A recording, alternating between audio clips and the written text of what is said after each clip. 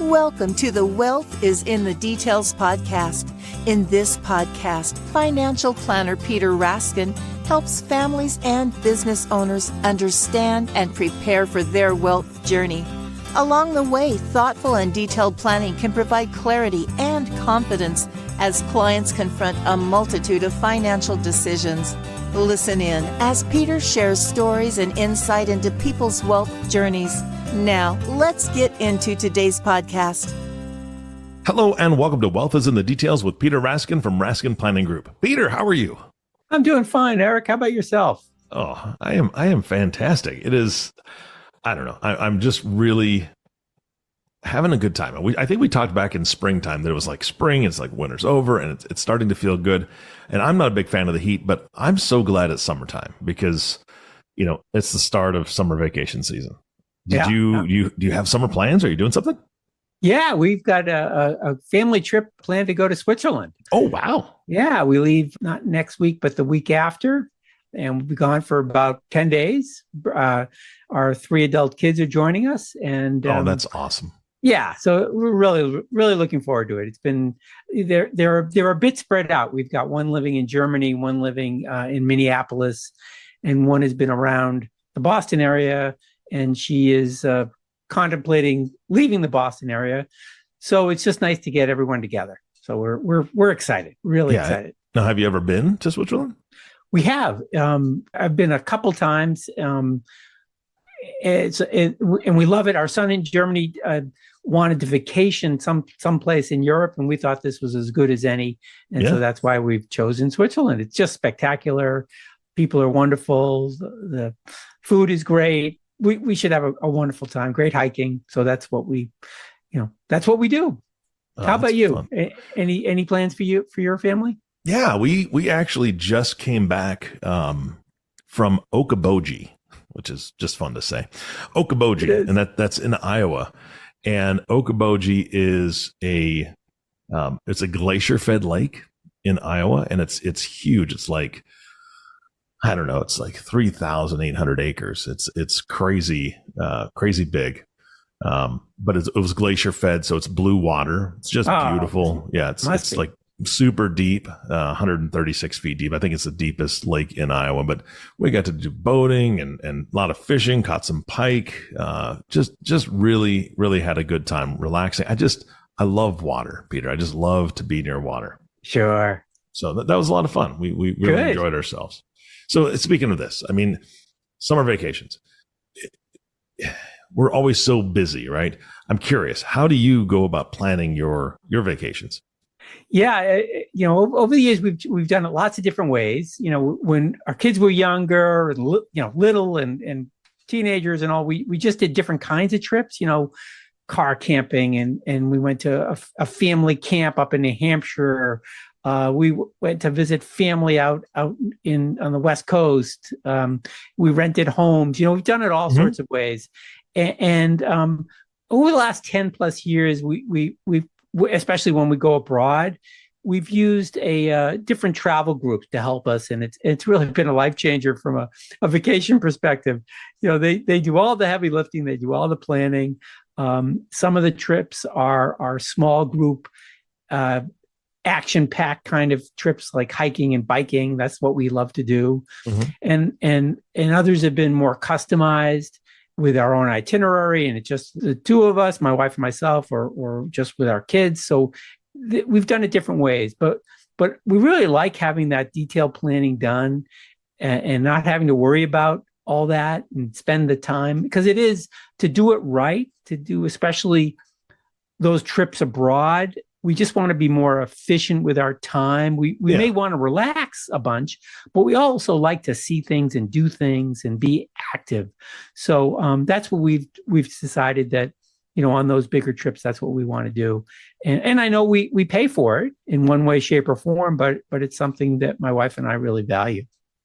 Okay, but you say you pay for it, but from what I've seen, it's really not that expensive for what you're getting. Am I right on that? Yeah, I mean, it's just for the it's value in the sense that you're getting a lot for your money. Yeah. And you know, so it's more expensive than than if we were to probably do it our own. We might not do it quite as nicely and not be quite as active. But for all the things that we get when we're having a group plan our trips, we think it's a decent value. It's a choice, but it's how we want to spend our money. Yeah, yeah. Well, and I think that's great because, again, those are the pros. They know all the little things that you don't know. And so that absolutely will help you plan your trip. So that's fantastic. All right. Yeah. So what are we chatting about today besides this? Yeah, well, let's stay on this travel or journey theme. All right. Whenever we prepare for these kind of trips, we just build multiple checklists, to make sure we don't forget anything. And we and that includes, stopping the mail and newspapers and getting someone to feed the cat and, our actual clothes lists and document lists and banking lists, all those things that you just need. So we're believers in checklists, and you know our tagline at the Raskin Planning Group, which is wealth is in a journey and be prepared. So I thought today we could describe a 7-step checklist for retirees, and we think it's a checklist that should, in effect, be reviewed on an ongoing basis. Let's say annually. Yeah. And I think I've told you this before, Peter. I love checklists. Yeah. I think a lot of people do. Yeah. I mean, I do. I like projects. I like doing things. And so if I don't have a checklist, then I'm just, I know I'm going to forget something. I hate going to the hardware store 3 or 4 times because I didn't have my list. And I've kind of learned from those mistakes. So I think this is great. Yeah, I think so too. Just one caveat, a checklist suggests that you complete the task, you check it off, and then you don't have to worry about it ever again. And I think that when we're talking about financial planning, it's less of a staircase with a certain number of flights, because I think as you go through the checklist, you're kind of moving forward, right? Yep.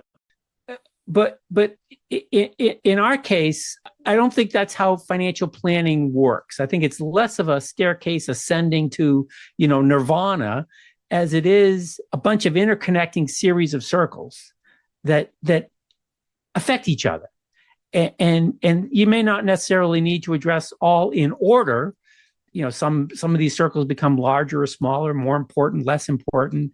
They can drift, and they're always changing, but they're all related. They're all relative to each other. So I think that's just conceptually, I think it's important to think about checklists and from a financial planning standpoint as these interconnecting circles, as opposed to a list, maybe a staircase, however you want to think about it, but it's not linear. And I think that's just an important distinction. Yeah. And I don't mean to interrupt, but before you jump into this, can you tell us what those 7 steps or the 7 circles are? Just kind of give us an overview. Yeah. So just a quick overview. First things we want to take a look at are your expenses, your budgeting in retirement. And this is for anyone in any stage of life. Let's start with the I wants, and I'll talk a little bit more in detail about that. Then we want to look at all your sources of income. Okay. Another part of the checklist is just looking at protection, making sure you've got your risks managed. There's risks in everything we do, and we want to make sure we're protecting ourselves in those unforeseen circumstances that something happens. Not a surprise on our checklist are taxes. Taxes matter. They make a big difference over a long period of time. The 5th item is portfolio risk. Thinking about your investments. Most of our clients have investments, and they can take on more or less risk to help them meet those objectives, whatever they might be. And then number 6 is distribution flexibility. When someone is retired, they enter that phase of life where they're not accumulating as much or any, and they're actually withdrawing funds from their accounts. So that distribution flexibility will really is very important. And then finally, legacy. At some point, you may be leaving something to your heirs, something to charity, something to others. And I think those are the 7 checklists or circles that we're really looking at. Okay. So I've got those written down. Let's start at the top. You mentioned budget. Yep.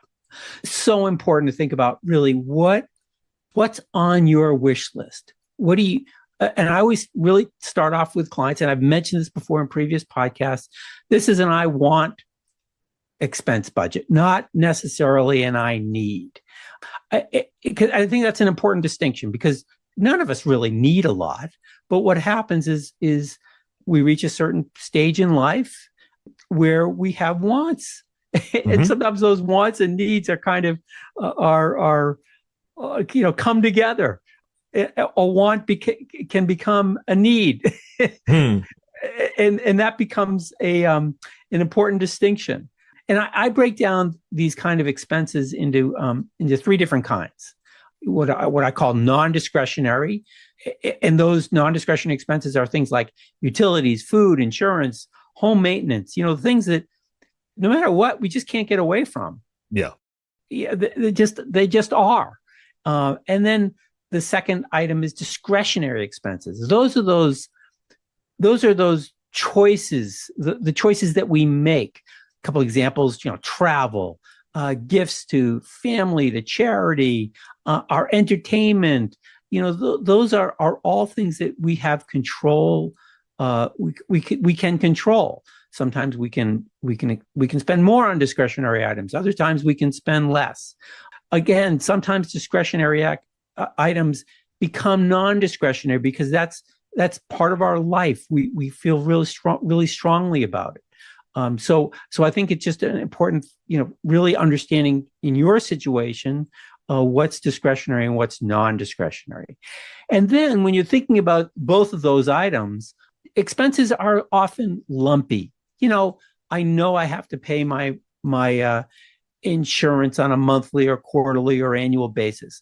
I know I know I've got my car payments. I know I've got my subscriptions, my medical insurance. I got all those things. Those are not necessarily lumpy, but there's a lot of things that are lumpy. For example, if I'm buying a new car, that comes once every bunch of years. For some people, it's once every 3 years. For other people, it's once every 12 years. So everyone's different. Vacations. Sometimes people want to take that big mega vacation once every few years. Others want, smaller vacations in between that. But it's important to get a handle on that and understand when it might happen. Another example would be new weddings, household projects, new kitchens, new bathrooms, new roofs. Those are all lumpy expenses, and we want to get a handle on that. So it's just important to map it out. It doesn't necessarily need to be exact, but a good guess is better than not even thinking about it. Yeah. So that's what we start off with the budget. Hi, this is Catherine Broy from the Raskin Planning Group. Apologies for the interruption. Thanks so much for listening to Wealth is in the Details. We hope you're enjoying it so far. If you have any questions or would like to talk more about this topic, please visit our website at www.raskinplanning.com.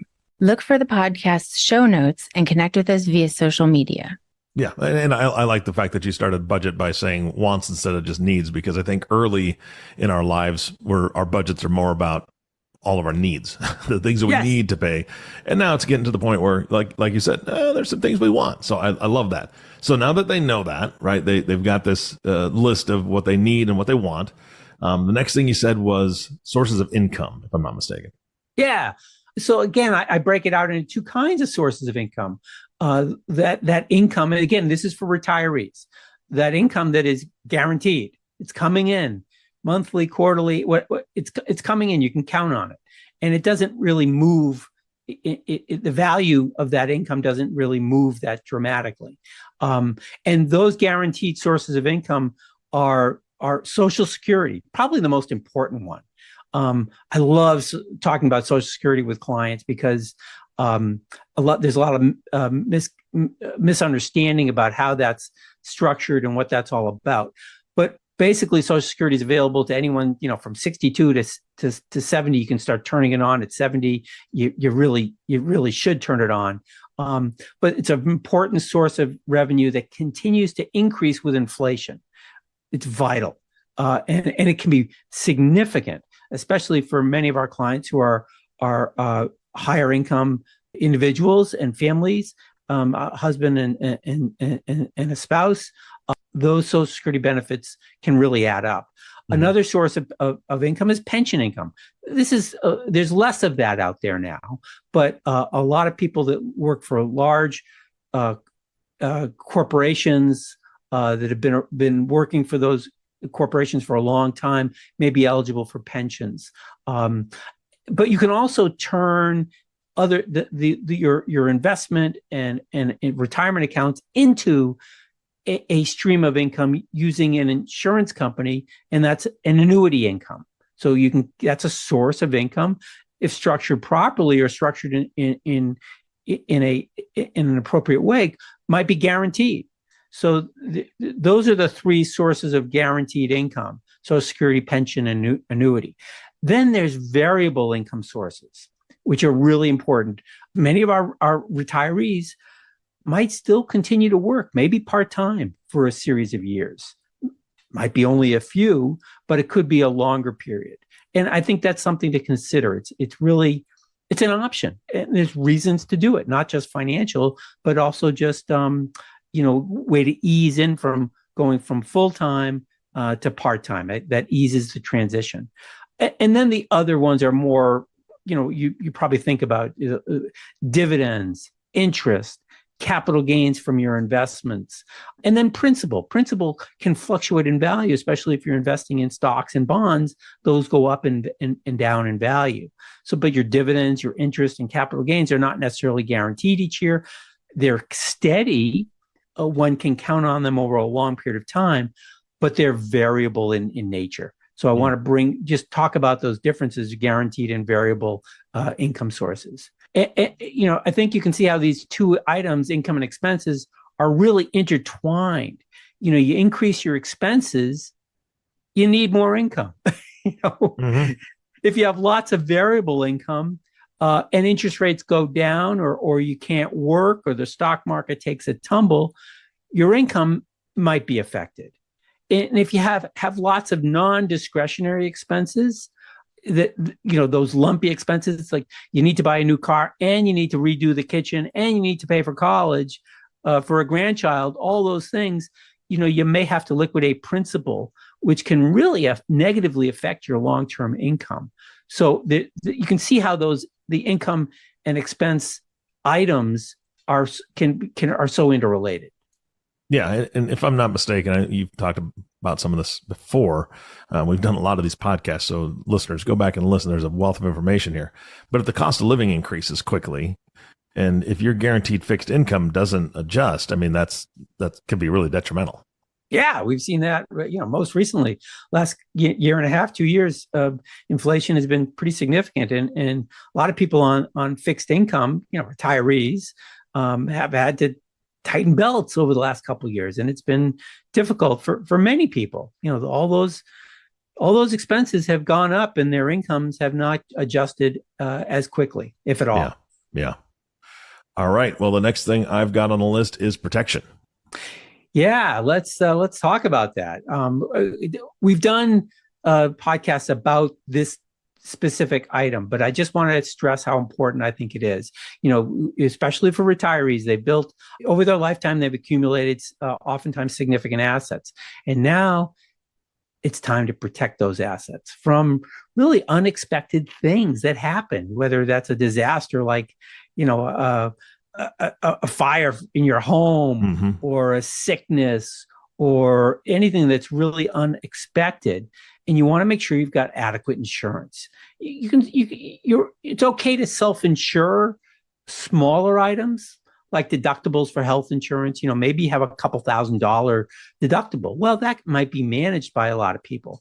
But what happens if there's a long-term care event and you need custodial care that's not covered by your health insurance? And property liability insurance, including umbrella insurance. Make sure you're adequately covered You need to review this on a regular basis.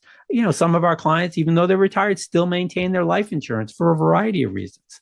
And you just want to make sure you've got adequate protection. And the next item on that checklist that I built are taxes. They really do matter. They can be managed. You can't necessarily avoid taxes.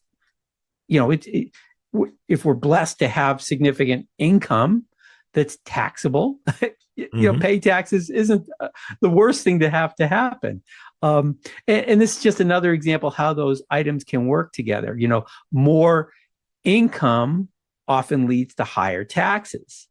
We often stress that we want to defer taxes, and that can be a good thing, especially during the high income years. But tax deferral is just that. It's just a deferral. It's not an avoidance. And, at some point in time, all that tax deferral is going to affect our kids, potentially our retirement, because at that point, our taxable income may be very high if we're forced to take distributions from retirement accounts. And that can affect our Medicare premiums, for example. There's a surcharge on higher income folks, and that those required minimum distributions may push us up into a higher bracket. So this interconnection between income, taxes, expenses, protection. If we're not covering ourselves adequately, we may have to take larger withdrawals from our investment accounts, and that's a concern. Gotcha. Yeah, absolutely. So your next two items on the list, portfolio risk and distribution flexibility, sound like they actually might affect each other. Yeah, absolutely. So these two issues are also affected by, your expense needs and your sources of income. And as I just mentioned, even by the risks you've decided to insure or self-insure. So let's talk about portfolio risk quickly. Portfolio risk or volatility is affected by the decisions you've made around your investments. Like, which assets do you want to be primarily in stocks? Do you want to be primarily in bonds or CDs or cash accounts? And most of our clients believe, and to an extent, I believe this as well, that the more risk you take, the more volatility you're willing to accept, the higher your potential returns might be. It might's the important caveat there. Yeah. So more risks also suggest greater losses at any point in time. And if you've got very little flexibility in managing your expenses, everything's non-discretionary, well, then you might be forced to liquidate principal of, you might have to liquidate accounts in a bad market. And when you sell low because the stock market's gone down and you're forced to sell, you're selling low, and that makes it more difficult to recover from those losses. You basically dig a deeper hole to climb out of, and it might take you longer if you ever can. So in an ideal world, distributions from investments can increase and decrease as your investment assets increase and decrease. Reducing your distributions when the stock market goes down, and that allows you to wait for your portfolio to recover. And that, it comes back to that decision about guaranteed income. If you've got more guaranteed income, which is not subject to volatility of the markets, to cover a lot of your non-discretionary expenses, then you're putting yourself in a safer position. And for many of our retirees, that's really, really important and helpful. Yeah, absolutely. All right. Legacy. I love this one. You know that. So how does that fit into this checklist? Yeah. So, if we've done our job, comprehensive financial planning means we should take a look at lots and lots of different scenarios. And a long life, living a long time, is good news, but it presents some planning challenges. Basically, your assets last as long as you do. And we typically, when we're doing our planning, we take a real conservative position and plan for a long life. Now, not everyone's going to live into their late 90s. However, we want to make sure that our clients have assets if that occurs. And many of our clients have done very well in life. They've accumulated assets, and it's likely that they are going to leave some sort of legacy to family, friends, or to charity. And these goals can be incredibly important to many of our clients. Other clients are just less thoughtful about it. They haven't given a lot of thought. But I think we really point out how important it is to prepare for these legacy assets that may be passed on to that next generation. You want to make sure it's done effectively and efficiently. And when I say effectively, what I'm trying to say is you want to make sure your kids are protected from circumstances that might occur. We want to make sure distributions are happening to them in the way you want it to happen. We want to make sure that they're receiving those assets tax efficiently. We want to make sure that we've structured the estate to minimize estate taxes and income taxes. That's what I mean by efficient. And that takes just thoughtful planning and management, not just in one fell swoop, but over many years, because situations change. So the legacy aspects are really important, and I stress it when talking to clients. Yeah. Well, over the last 100 episodes, like I mentioned earlier, you've touched on a lot of these areas of planning. But I really like how you framed it and framed the journey around these 7 steps and how interrelated they really are.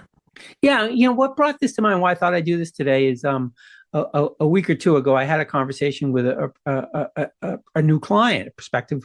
They were a prospective client. They're now a new client. They've hired us to do their planning. And their focus was on the pension issue. And he had been working at a very large company for 35 years, and he's approaching retirement, but he's potentially subject to a layoff, which is, it's the timing isn't great.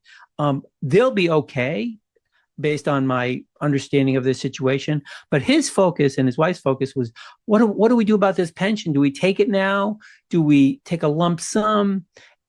And in talking to them, and actually I did a little bit of analysis for them, it became so clear that there were so many other questions that were unanswered. For example, the sources of income, their expenses, their portfolio risk and their risk tolerance, and what they wanted, that I couldn't really answer the question.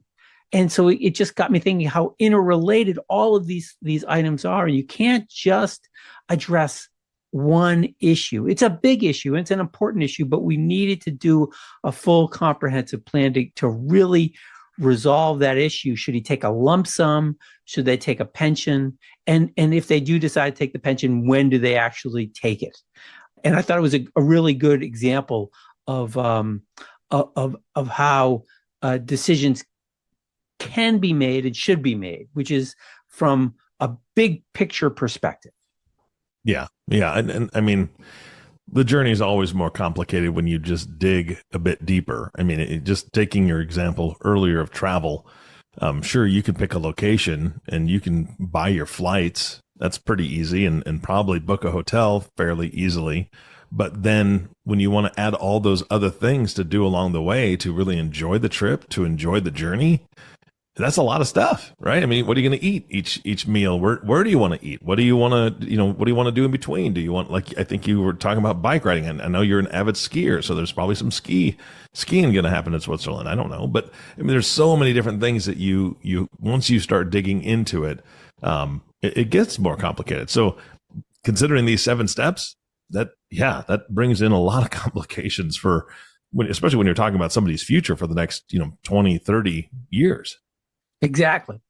And that's what we want to do is focus on all of those wants. Yeah. But deal with the reality of their specific situation, because everything is customized. So I talked about customized trip planning earlier, and I'm willing to work with someone because there are things that I'm not thinking about.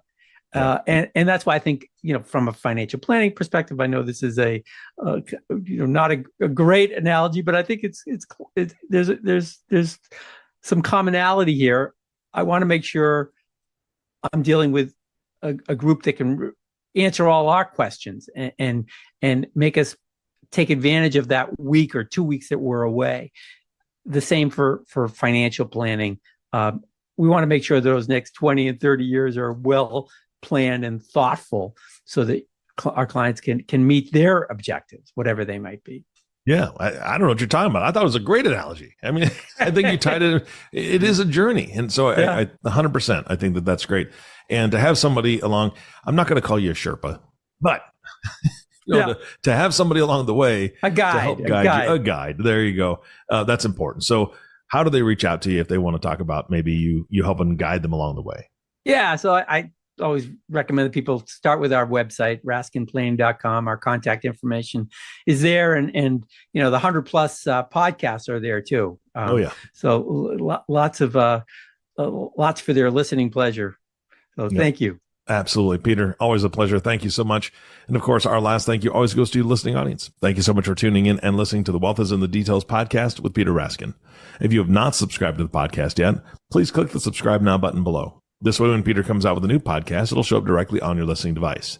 And we humbly ask that you share this podcast, rate it, and leave a review, as this actually does help others find the show. Again, thank you so much for listening today. For everyone at Raskin Planning Group, this is Eric Johnson reminding you to live your best day every day. And we'll see you next time. Thank you for listening to the Wealth is in the Details podcast. Click the subscribe button below to be notified when new episodes become available. The information covered and posted represents the views and opinions of the guest and does not necessarily represent the views or opinions of Lincoln Financial Advisors Corp. The content has been made available for informational and educational purposes only. The content is not intended to be a substitute for professional investing advice. Always seek the advice of your financial advisor or other qualified financial service provider with any questions you may have regarding your investment planning. Peter Raskin is a registered representative of Lincoln Financial Advisors. Securities offered through Lincoln Financial Advisors Corp., a broker-dealer, member SIPC. Investment advisory services offered through SageMark Consulting, a division of Lincoln Financial Advisors, a registered investment advisor. Insurance offered through Lincoln affiliates and other fine companies. Raskin Planning Group is a marketing name for registered representatives of Lincoln Financial Advisors. Lincoln Financial Advisors Corporation and its representatives do not provide legal or tax advice. You may want to consult a legal or tax advisor regarding any legal or tax information as it relates to your personal circumstances.